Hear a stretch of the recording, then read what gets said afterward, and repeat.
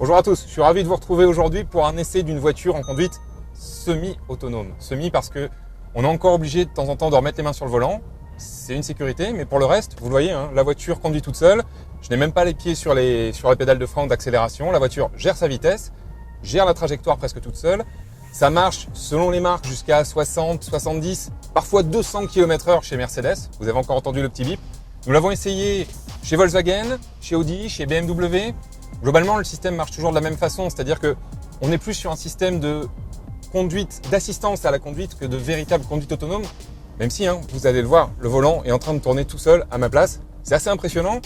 C'est un peu flippant de temps en temps pour tout vous avouer. Mais globalement, le système marche pas trop mal à condition qu'on n'oublie pas qu'il s'agit d'un système d'aide à la conduite. C'est-à-dire, ça marche notamment très bien dans les bouchons, sur des grandes autoroutes en ligne droite. Par contre, oubliez ça sur une départementale ou quand vous êtes dans des petites rues en ville. Je vois que ça freine devant. Je vous cache pas que j'ai de l'appréhension. La voiture continue d'avancer. Non, il n'y a pas de problème, ça freine tout seul. Je reprends juste le volant. J'ai pas touché aux pédales. La voiture a tout géré. Et là, ça va redémarrer avec le reste du trafic. On s'approche du trottoir. On se fait le trottoir. Voilà, alors quand on parle de conduite semi-autonome, c'est notamment ça. C'est avoir un virage qui se profile à l'horizon. Ne pas avoir les pieds sur les pédales, ça on connaît déjà, c'est le régulateur de vitesse. Mais ne pas non plus s'occuper du volant.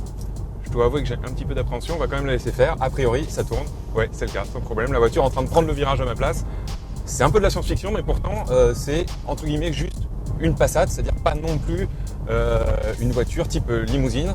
Et vous l'avez vu, la voiture est en train de vraiment conduire à ma place. Je peux presque quitter la route des yeux, faut pas trop le faire. Ça marche pas non plus à tous les coups, comme on va le voir après.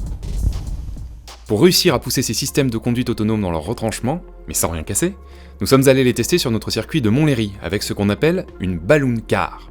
Il s'agit en fait d'une sorte de voiture gonflable, mais qui est reconnue comme une véritable voiture par les radars et les caméras des systèmes de conduite qui ne font pas la différence. En revanche, la différence, c'est qu'il n'y a aucun dégât en cas d'impact. Le test que nous avons mis en place reproduit une situation assez fréquente dans les agglomérations des grandes villes. Alors voilà le topo, vous roulez tranquillement à 40 km/h, mais au loin, les voitures sont arrêtées sur votre voie justement. Alors juste avant d'être bloqué, le conducteur devant vous change brusquement de fil. Comment vont réagir nos assistants de conduite face à cette situation imprévue ? Eh bien, disons-le d'emblée, la plupart ne vont rien faire. Audi A4, BMW série 7, Mercedes classe C et Volkswagen Passat, ces 4 modèles vont percuter sans même ralentir notre pauvre voiture gonflable. La Volvo V90, elle, va bien entamer un freinage d'urgence, mais c'est déjà trop tard. La Tesla Model S s'en sort mieux puisque sur 4 tentatives, elle va parvenir à piler toute seule à seulement quelques centimètres de la cible. Et en revanche, les 2 autres tentatives ont été des échecs cuisants. Bref, c'est un peu à pile ou face et c'est pas très rassurant. Seul bon élève, la Mercedes classe E évite à chaque fois l'accident. Mais elle a un secret. Elle augmente d'elle-même la distance de sécurité quand elle n'est pas sûre de son coup, comme ici en sortie de courbe. Conséquence, elle a largement le temps de ralentir avant le choc, et ce sans même déclencher son freinage d'urgence. Bref, nos tests le démontrent, même si ces systèmes permettent, pour les meilleurs d'entre eux en tout cas, de rendre la conduite plus reposante dans les bouchons, aucun ne dispense de rester très attentif.